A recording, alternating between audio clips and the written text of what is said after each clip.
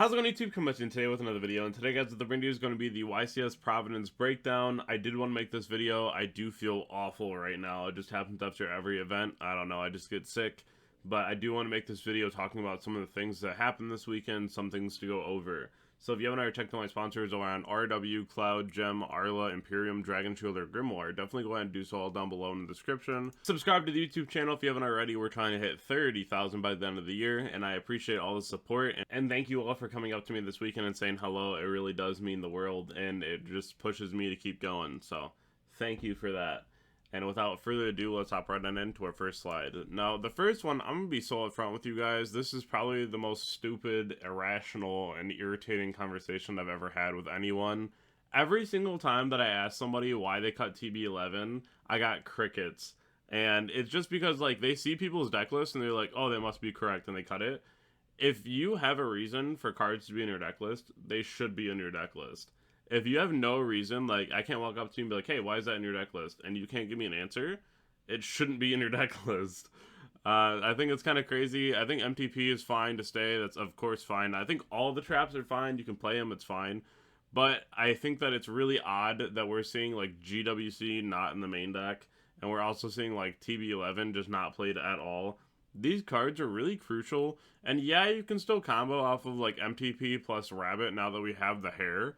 But it just feels so weird in more situations where it's like, if you're going first and you have TB11 and Dormouse and you go set normal, or even going second, it's just so powerful. Just going Dormouse effect, and then your opponent's like, I'm gonna interact, and you go, I'm gonna chain TB11, right? Like, there's so many different situations that you can just beat in those moments that I think are more worthwhile to play the card than not. And again, there are many different ways that you can theory a deck and look at it, but like, if you have a reasoning for playing something, it's just weird to me that, like, even in the main event, when I was just, like, playing against people, they're like, oh, you still play that? And then I would just beat them. You know, I'm, like, crazy. It's just, like, I don't know, man. Like, I hate that toxic mentality this game just has, where it's, like, so elitist, and it's like, well, if you're playing that card, then you're bad. Like, it's just, oh my god, it's just crazy. I can't handle that, but I don't know, it happens a lot, and it needs to change. Again, if there is enough theory backing a decision, you shouldn't feel awful that you went with that decision. It's just a weird argument. I don't like it. Also, the whole Accode being behind thing, I talked about this before the event happened, and I said maybe I don't play Accode because I wanted to play Terahertz still. I really still like Terahertz. I think it's a good card. But more reasoning was I wanted to go, like, Terahertz Past or like Crypto Terahertz Past because everyone's on Super Poly. At least that was like the notion, which no one really was, and that's what I figured. But I ended up going with Accode anyway. But the other thing is people were playing Bomber, and I got told about Bomber before the event, and I chose to not play it. But it's one of those things where it's like, I thought Accode was like fine enough to where like it was okay in the deck list.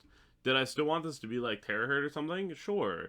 I feel like it's better to go for a card that I can still combo underneath, because there's a lot of times, funny enough, where like you'll summon Accode, and then right after you summon Accode and summon back like 3 link 3s, you're just like, man, there's more that I could do right now. Like, make the firewall after, right? So it is a little frustrating when you can't do that because of Accode's effect, but overall still performed fine. And again, it's the same argument as my last slide. If you have reasoning for it to be in your deck list, it should be in your deck list. It is fine. Now, this is my list. I did lose to some unfortunate situations. My first loss was round 1, game 3 going first. I drew 5 hand traps and then drew for my 6th card, and it was GWC. And then I lost to a crazy chain link later on. It was like Field Spell, Lancia, Hair, Impulse, and I was like, well, that's the game. And then the last L was I put in 20 non-engine, which I'm pretty sure is on my YouTube tab. And I was going into Malice game 3 going second, and I drew none. I got full comboed and Lancia, and I was like, yeah, I don't really know what else I'm supposed to do there. But it's a little unfortunate. I did choose to main the Thrust and the Talent. I thought those cards were crazy. Thrust went insane for me all weekend. Like, that card was actually the most broken card in the deck list, I think. The Purlia over the Fua, I beat every Raizo matchup I played against. The Rai Fiend, the Rai Mitsus, I was able to beat those just because Purlia, which was great. And this is a real statistic. Every single time that I Purlia'd Malice, they open the 1 of 2 underground. Every single time. And I feel like that is just variance at its finest. And, you know, it's really unfortunate. I don't think that I would have changed the Fua for Perulia. I think that a lot more decks can play through Fua. Also, the theory behind a lot of this too is that, like, decks such as Memento were going to be in the room. And unfortunately, we'll talk about that later, the deck just didn't convert at all. But that was another thing where I'm like, that's another deck that really doesn't care too much about Fua. And there's other decks like Mitsu that don't really care too much about Fua. So it depends, right? Like, I was expecting a lot more pure Mitsu and a lot more Memento. So that's just kind of where the theory went, and that's why my deck list looks the way it does. I really thought Nib was an overperformer. Nib was crazy. Every single time I resolved that card, it felt like my opponent just was not prepared for it at all, which was really fun. That card just went nuts. I did side the rest of the Charmies, and then I do have the 2 AI Meet You and a Template Skipper in the side. I put those in for going first to help counter the Lancia, which honestly was really powerful. It was another way to just make sure that I wasn't just openly dying. And that's another thing too, where it's like, the more extenders you have, things like Accode get a lot better. It was really awkward at one point because I'm not playing Cerberus and I got put under a Chaos Hunter and I had Accode on my board, but they just couldn't crack the board, so I won the game anyway. But it really does depend on how you want to make a deck list, what your theory is, and what you're expecting to play against. So it can really influence your deck building decisions. Did I think that my deck list for what I thought was going to happen this weekend was really good? I really did, honestly. I really did enjoy the deck list for what it was. Came up short a couple times, had a couple brick situations, but you know, I'll be at Nationals and we're going to do the best that we can. I don't really think that it's a huge surprise to anyone that Mitsu did the thing. The new cards were broken and everyone talked about things like Habakiri just being game breaking, and it really was. So that's something that I'm not super surprised about. This deck is really strong just for what it can do. Also, the new like Kaiju Tribute Monster is crazy, playing Extrav's crazy. Or if you're just able to incorporate like the Rizio cards on top of these cards, that's even more broken. So yeah, the deck did the thing. It's a very strong deck. I'm expecting to play it moving forward. Shoutouts to Steven Zentoli for bringing Christian. This is a really interesting choice, especially with the Horus cards being such a good engine to influence your deck list. This is definitely a very Steven Zentoli deck list, just very tripped out, very well thought out. And, you know, he went really deep for it, which is awesome. And, you know, I respect him as a player, and seeing this is really refreshing too. Just, it's nice because although I do prefer like tier 0 or like triangle formats, it is cool once in a while to see someone do something with an underdog strategy that is going to be able to pull through deeper into an event.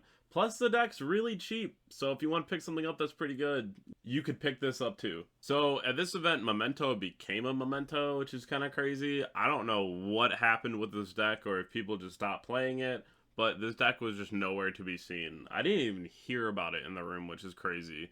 And I understand that like the meta changed, but like the deck still won 2 YCSs back-to-back before the event. So it's interesting to see like actually everyone to switch off of it, right? But, you know, that's always what we do with meta calls, and it's unfortunate to see a deck like this just kind of fall to the wayside, but it definitely just vanished. Just wasn't there.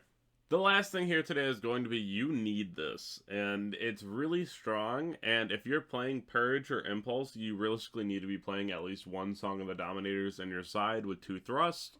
I think that this is strictly just a side card. Your opponent activates a hand trap, you go Thrust at Dominators, and now you have a monster negate on the field, and then you get to add Purge or Impulse, which already puts a trap in the grave. It gets you negation, and then you also get the other negation on top of that, which is really broken. And I was talking about this before the event. I did start seeing people doing this, which is really sick.